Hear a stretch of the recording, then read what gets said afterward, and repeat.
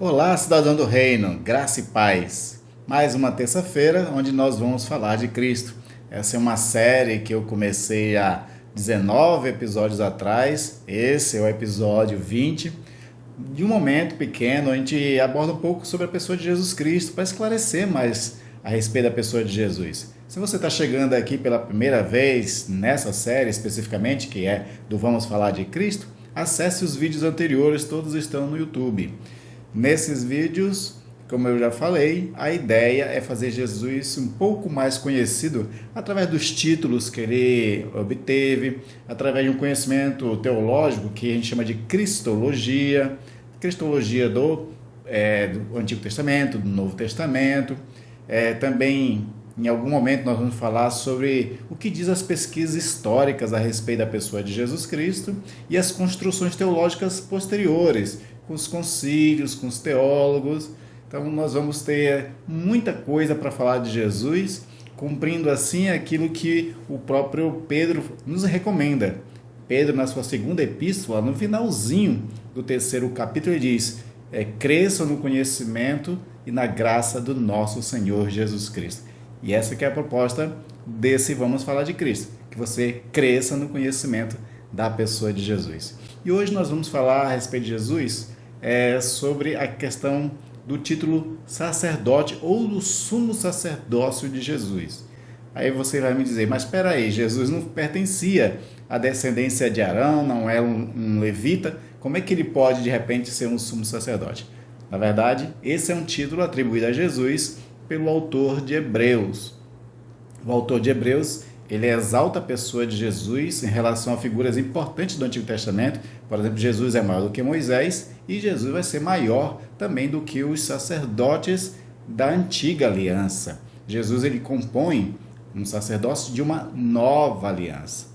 Mas antes de nós falarmos de Jesus como o sumo sacerdote, vamos entender qual era o papel de um sumo sacerdote.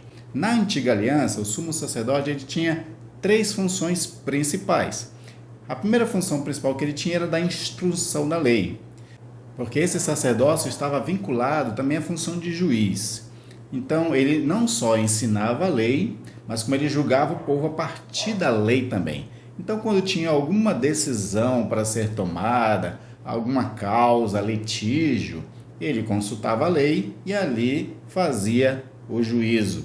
Também ele acabava, por conta da instrução e dessa responsabilidade de fazer com que a lei fosse cumprida, ele também tinha que julgar certas questões até de doenças. Por exemplo, se alguém tinha uma mancha no corpo que pudesse ser uma lepra, tinha que ir até ele ia fazer uma análise, depois ele pedia para a pessoa ficar 7 dias afastada da comunidade, 7 dias depois a pessoa voltava, aí ele ia fazer uma nova análise, se constatasse que era lepra, então ele bania a pessoa para a cidade de refúgio. Então ele tinha essas funções de julgamento, de analisar as coisas. Quando essas manchas, por exemplo, não prevaleciam e não era lepra, ele também acabava absorvendo a pessoa ou liberando para que a pessoa voltasse para a sociedade. Enfim, essas eram as funções principais que ele tinha na questão da instrução e de fazer com que a lei fosse cumprida. Mas além da instrução, ele também tinha uma outra importância muito grande, que era uma parte mais mística, mais misteriosa da função sacerdotal, que era a questão da divinação. Divinação é um termo teológico para a questão de o sumo sacerdote consultar Deus. Então o sumo sacerdote ele tinha que de vez em quando necessário, consultar a Deus a respeito de algum assunto que não estava ali no escopo da lei, que não estava ali claramente instruído já nos textos sagrados. Então ele tinha no corpo dele, na roupa sacerdotal, que era a estola, ele tinha o urim e o tumim, que eram duas pedras, faziam parte do peitoral do sumo sacerdote. E nós não sabemos o que é esse urim, esse tumim, né? E nem sabemos como deveria ser usado, porque ele foi um objeto esquecido ao longo da história, foi perdido e nunca mais se ouve falar dele. Desde Esdras não se ouve mais falar desse urim e do tumim. Mas o fato é que, segundo os textos ali, ele usava essas duas pedras para consultar a vontade de Deus a respeito de algum assunto que não estivesse claro já nos textos sagrados. E assim ele fazia. Não era uma espécie de adivinhação, era divinação. Esse que é o termo teológico para essa questão do consultar a Deus. E essa consulta não tinha a ver também com lançar sortes. Por exemplo, no Novo Testamento, lá em Atos, você vê também os apóstolos, né, lançando sorte para saber quem será a pessoa que vai substituir o Judas Iscariotes para compor o colégio dos 12 apóstolos.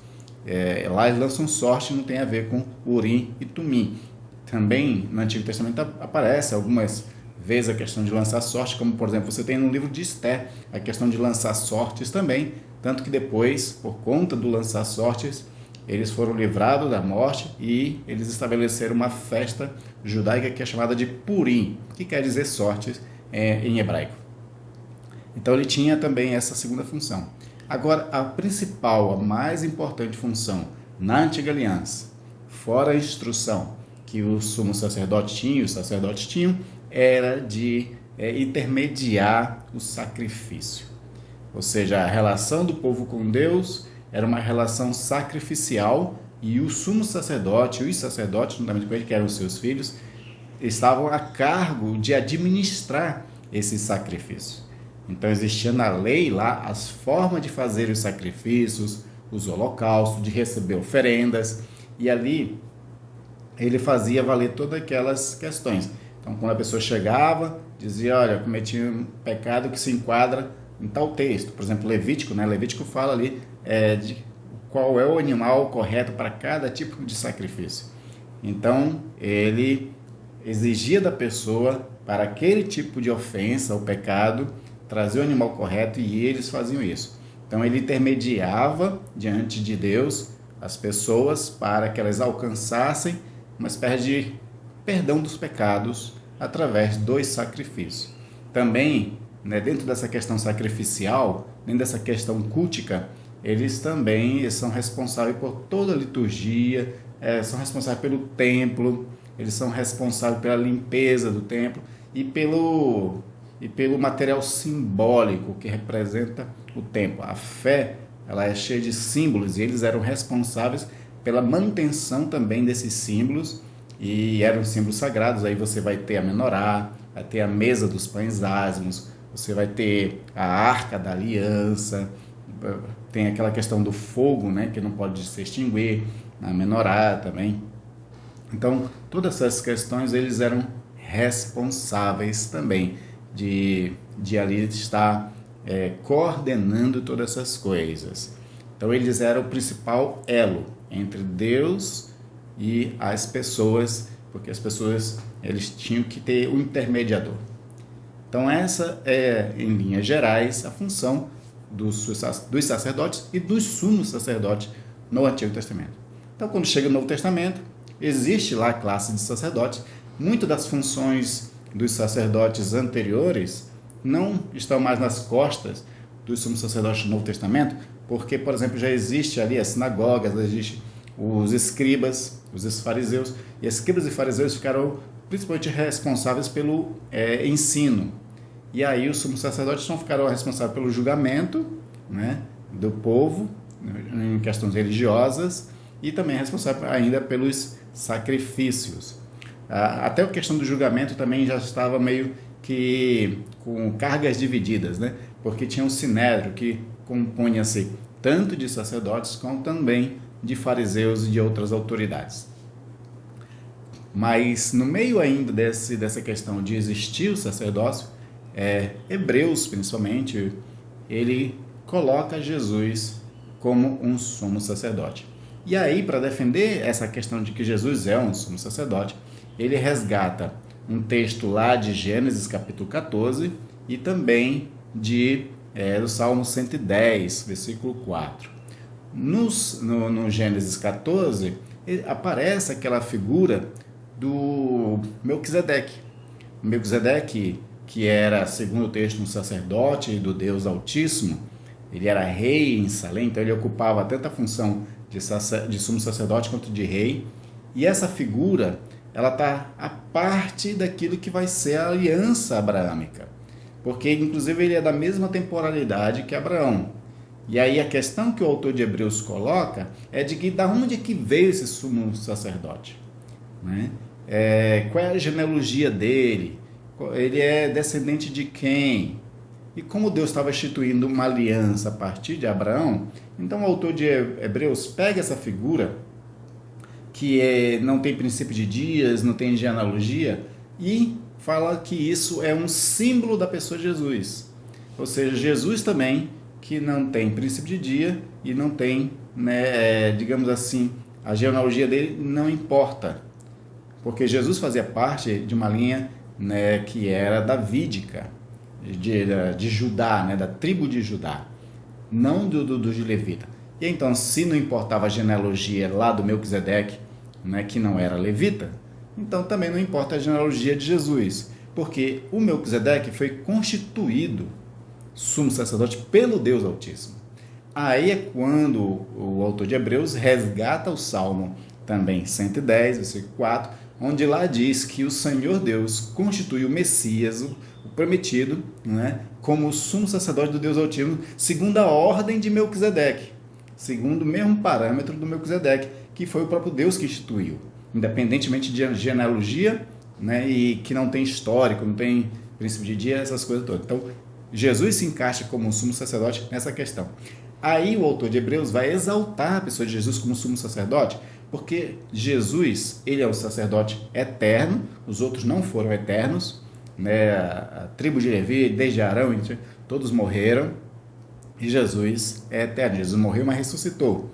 E aí Jesus, ele não só, como o sumo sacerdote, fazia um sacrifício de animais, e ano após ano tinha que fazer esse sacrifício pelo povo inteiro, que era no dia do Yom Kippur. E aí Jesus, como um sumo sacerdote, ele faz um único sacrifício de uma vez por todas. O sacrifício de Jesus tinha uma validade eterna, não precisava ser repetido anualmente, como repetia do Yom Kippur, ou de qualquer outro tipo de sacrifício ou holocausto que o povo fosse fazer. Jesus, ele cumpre isso. E além de ele exercer, né, como sumo sacerdote fazendo um sacrifício, ele não requer um animal externo, imperfeito. Aliás, que todo animal que era exigido para sacrifício tinha que ser perfeito, né? Mas eles não eram suficientes. Então Jesus, ele não pega um animal que é insuficiente. Jesus, ele faz um alto sacrifício, onde ele é sumo sacerdote, mas também é o Cordeiro de Deus que tira o pecado do mundo. E é ele, fazendo o sacrifício pelo seu sangue, ele cumpre um sacerdócio muito mais exaltado desta nova aliança. Lembra que nasceu, o Senhor diz, né? Quando ele apresenta o cálice de vinho, diz: esta é a nova aliança no meu sangue, para perdão de pecados. Então ele estabelece no seu sangue essa nova aliança, esse sacrifício perfeito, que bastou uma vez por todas para que nós tenhamos os nossos pecados perdoados. Então, dessa forma é que o autor de Hebreus compreende Jesus como sumo sacerdote, e isso nos traz uma compreensão perfeita de Jesus em questão de qualidade de sacrifício e de sacerdócio. Agora, como também os sumos sacerdotes antes eles eram mediadores ou intercessores, porque eles intercediam, né, diante de Deus pelo povo, então ele levava as causas do povo a Deus.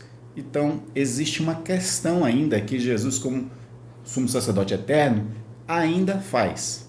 Jesus, ele cumpriu no seu sacerdócio terreno, né, enquanto esteve aqui, o ensino, né?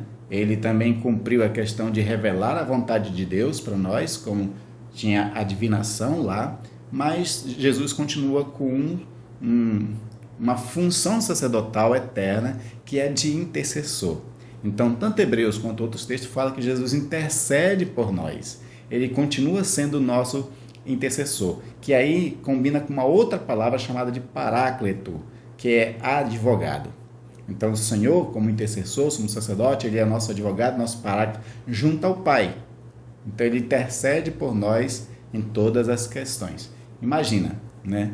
Você tem uma causa, você precisa da bênção de Deus, precisa da graça de Deus, precisa da misericórdia de Deus, e você pode contar com o sumo sacerdote que intercede por você diante do Pai diretamente. E não é qualquer pessoa. é Jesus Cristo, o Filho amado de Deus, o próprio Senhor, quem intercede por você. Então, faça valer, né, esse sumo sacerdote Jesus na sua vida, onde você faz com que toda a sua angústia, tribulação, as coisas que você sabe que você não pode dar conta, coloque todas elas na mão de Jesus Cristo para ele interceder junto ao Pai. E Ele é o único mediador, é o único intercessor entre nós e o Pai. Como Ele mesmo diz, ninguém vem ao Pai a não ser por mim. Então, você não precisa de santos, não precisa de qualquer outra coisa. Basta ir diretamente a Jesus, que você tem um novo e vivo caminho aberto pelo sumo sacerdote diante de Deus. E aí você pode entrar no trono da graça do Senhor, porque Jesus abre a porta e você pode estar diante do Deus Pai, fazendo a sua petição diretamente a Ele. Amém, queridos? Que Deus abençoe. Espero que esse vídeo tenha esclarecido para você esse título a respeito da pessoa de Jesus. E se realmente foi algo que para você foi edificante, compartilhe com outras pessoas. Aqui tem um botãozinho, né, do compartilhar que você pode mandar pelo WhatsApp ou para outras redes sociais para que as pessoas também passem a conhecer cada vez mais de Jesus. Esse Jesus que também é sumo sacerdote e intercede pelas nossas vidas diante do Pai. Deus abençoe e até o próximo vídeo.